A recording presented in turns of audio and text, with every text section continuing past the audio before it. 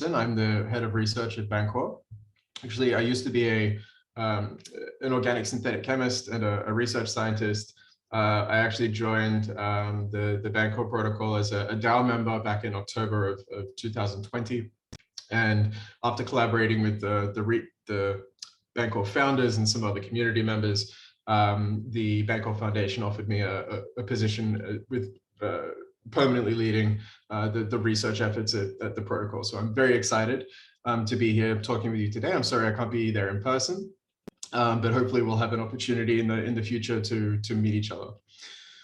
This presentation is actually geared towards people that are sort of new to DeFi.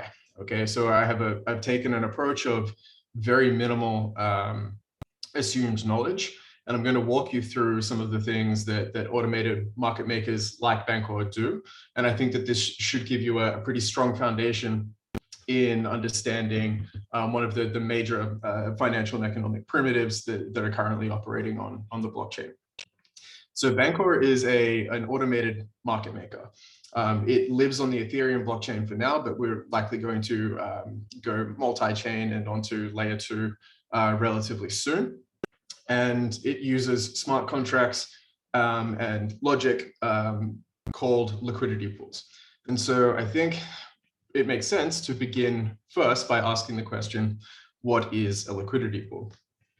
A liquidity pool is just a store of crowdsourced capital. Smart contracts are exclusive to the blockchain environment, and they're special because anyone who has any amount of money can kind of contribute to it. And most of the profits that the liquidity pool generates are always shared pro rata to all of the users that contributed. So a liquidity pool is really just a container that contains assets.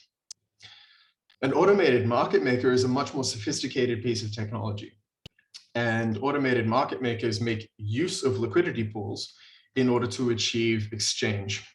So if there are two different liquidity pools that contain different types of assets, then an automated market maker is the logic, right? The computer program that sits over the top of these liquidity pools that determines how much of one asset can be exchanged for another and what the fair price for those assets are.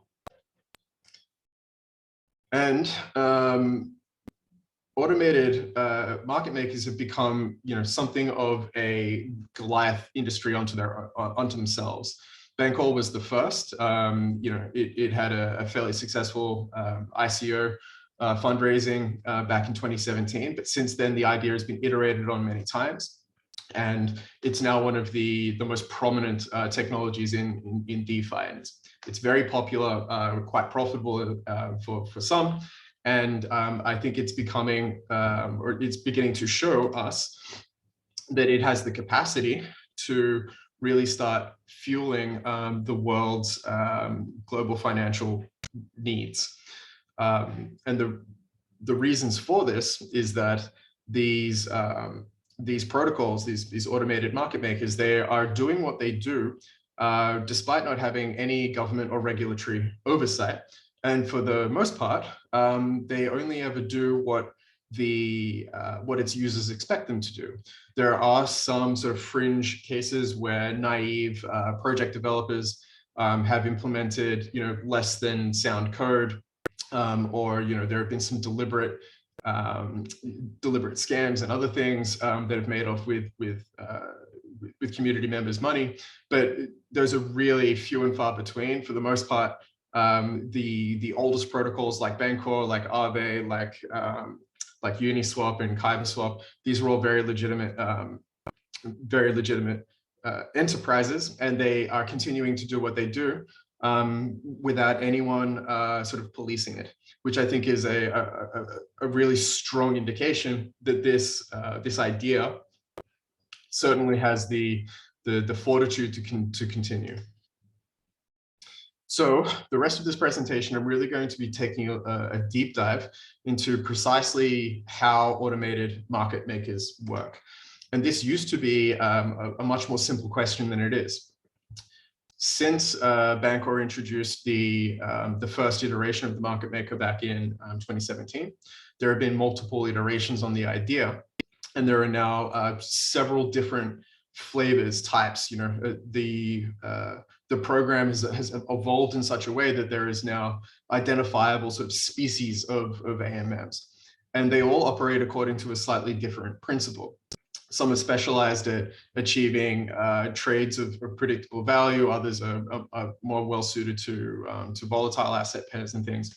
But today, I'm really just going to be focusing on that seminal idea, which is the idea of a constant function pricing algorithm. And we're going to be looking specifically at the constant product pricing algorithm.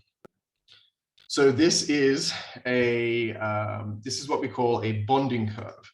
If you're new to the industry, you might have heard this word thrown around without anyone ever actually explaining what it is. It is simply the graphical representation of a pricing curve that an AMM would utilize. And so in this case, this curve, this hyperbola or cone section, it is every single point that the ratio of the two assets inside a liquidity pool must adhere to. All of the points that are outside of this curve are considered illegitimate. And so this is just a way that anyone who is using the protocol can be certain of exactly what its behavior is going to be. It gives them the confidence of the price quoting. And yeah, it is the fundamental function that drives all of the pricing behavior that users are exposed to. So now we're going to use this bonding curve in order to achieve an exchange. So we have a user here who wishes to exchange some X tokens or some X asset for a Y asset, and they're going to be using the bonding curve to do this. So let's assume that they have 10 of whatever X is, and they're going to be exchanging that for some number of Y tokens. Now, we don't know ahead of time what number of Y tokens they're going to get until we have a look at how the automatic market maker processes that input in order to generate the correct output. So for this example, we're going to assume a bonding curve with 100 of each of X and Y, and these are going to be X0 and Y0. And if you multiply those two numbers together, you get 10,000. And this is the product, right? This is the constant part of the pricing algorithm. And somewhat unhelpfully, that's also a misnomer. The product is actually allowed to change very slightly. And the reason for this is that it allows the liquidity pool where these assets are providing exchange liquidity to accumulate value over time. And so you can think of this as like a fee or a commission paid by traders to liquidity providers for the service of supporting liquidity for their trade. The protocol, like I said before, is the layer that sits on top of this liquidity pool that has all of the logic and all of the functions inside of it that determines the behavior of the exchange. Okay, so it's going to basically take in all of these inputs, the current state of the liquidity pool and the trader's request, and it's going to process those to generate a bunch of outputs. In this particular case, if we are trying to analyze what's going to happen to the liquidity pool, we have a look at these three equations. The simple one is just what happens to the X balance inside the liquidity pool. So when we update the balance to X1, all we need to do is add the amount of X tokens that the trader was hoping to sell, right? So the liquidity pool absorbs all of those X tokens. We just add them together. So 110 adds together to form 110. The Y balance is more interesting though. So remember, this is a constant product algorithm. It means that whatever number of Y tokens remain inside the liquidity pool at the end of the trade, when multiplied by the balance of X, should equal some constant, in this case, 10,000. However, we're going to be iterating that constant a little bit to compensate for the fact that a fee is being paid, okay? So that the liquidity inside the pool is accumulating at some rate. And so using 1% just as a convenient number, and representing that with the Greek letter delta, you can see how the balance of Y tokens inside the liquidity pool are changing with this function in the middle, and also how the product is changing. And so these equations, they literally do sit inside the smart contract and are executed every single time a trader wants to perform a trade. And the liquidity providers essentially agree to using this logic when they provide liquidity to an order to the protocol. So these now are the outputs that are associated with the final state, right? The state of the liquidity pool after the trade. But we also need another output, which is the number of Y tokens that the trader is going to receive. And for that, there's another function which just calculates the Y value that the trader should receive. And luckily, you can see here with a quick sanity check that the Y0 number minus the Y1 number, which were, Y1 was determined by its own function, is equal to 9, and this function here is also generating 9. So it makes sense, but I just wanted to point out that there is a function that handles this exclusively. And so what is happening here is that essentially the liquidity pool says, okay, I'm accepting these 10 X tokens from the trader, and I'm going to then send the trader 9 of the Y tokens. And that completes the exchange. So at the end of this process, the trader no longer has any X tokens. They sold 10 of them, and they have bought 9 of the Y tokens. And the state of the pool has now been changed such that it has 10 extra X tokens than it started with, and 9 less Y tokens than it started with. And it's interesting to point out here that the ratio of X to Y inside the liquidity pool has now changed. And that means that the price of Y is also changing. So we can see what that looks like if we zoom in a little bit. We know that the trader added a certain number of X tokens in order to extract a certain number of Y tokens. And so, using the common financial lingo, we're just saying that they are selling X and purchasing Y. And what you can see here is that, simply by dividing the amount of Y tokens extracted by the amount of X tokens deposited, you can crunch an effective price for this trade. And that's completely legitimate. But note that it takes into account the slippage, right, which is a word that we use in DeFi, means the same thing as spread, essentially, what you might get on an order book. But it basically means that it accounts for the fact that the price of Y has changed as a result of the trade being executed. And this is why AMMs are so powerful, right? They have intrinsically the ability to change the price of a token versus another token. You can generalize this without having to, perform an actual trade this way, or even emulate or simulate one of these trades, and just know the spot price, right? The price quoted by the AMM at any point in time, just by having a look at the reserve ratios contained inside it. So, for example, if we rearrange the Bancor formula to make Y the subject, and then perform if we then take the inverse negative differential of the curve, we can generate a pricing formula, which in this case is just X squared over K.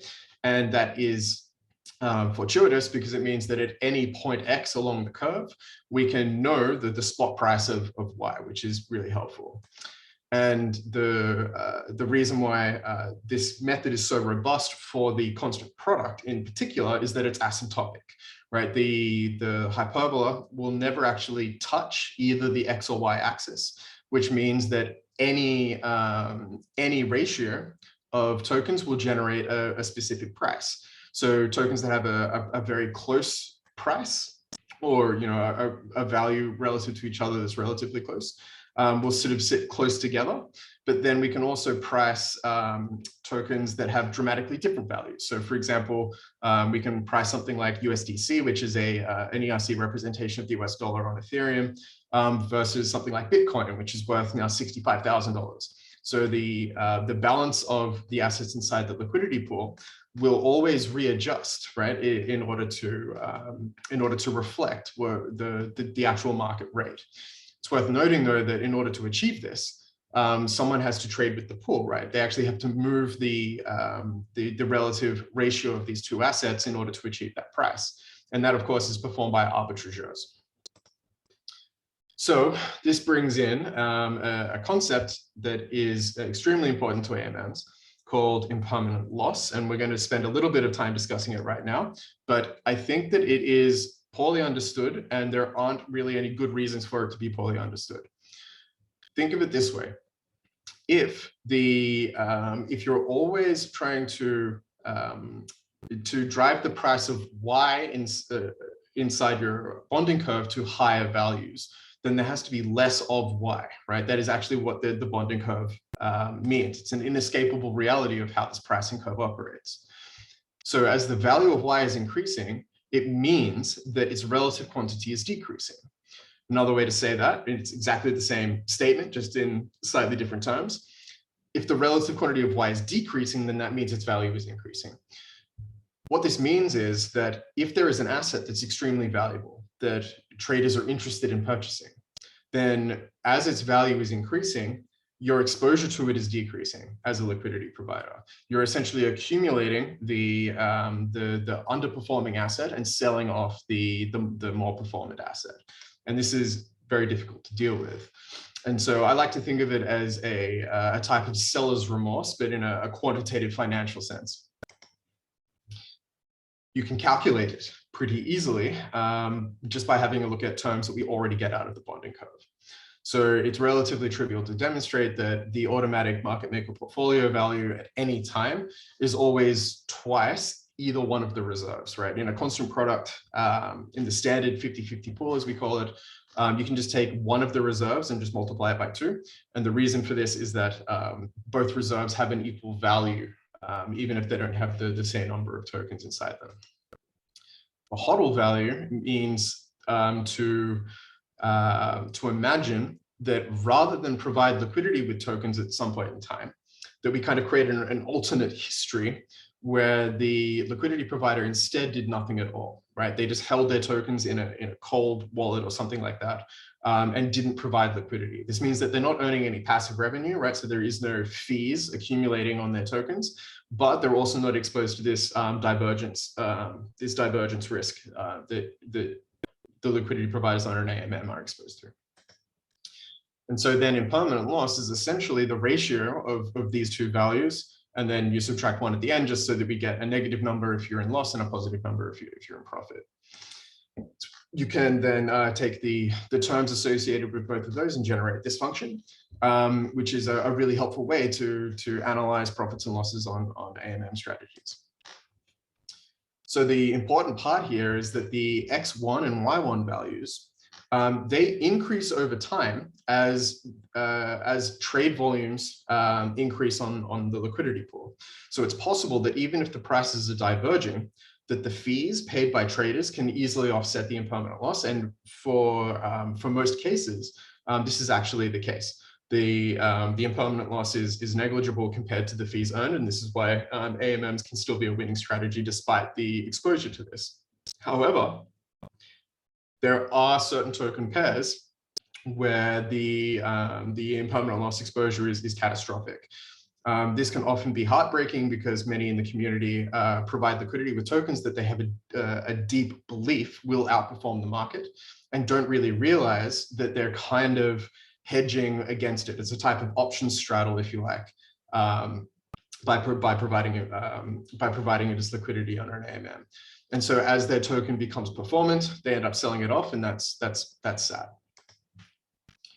And so what Bancor is doing is kind of trying to challenge that this is something that that liquidity providers need to be exposed to at all. We are the only AMM that has an insurance policy in place that protects liquidity providers against this happening.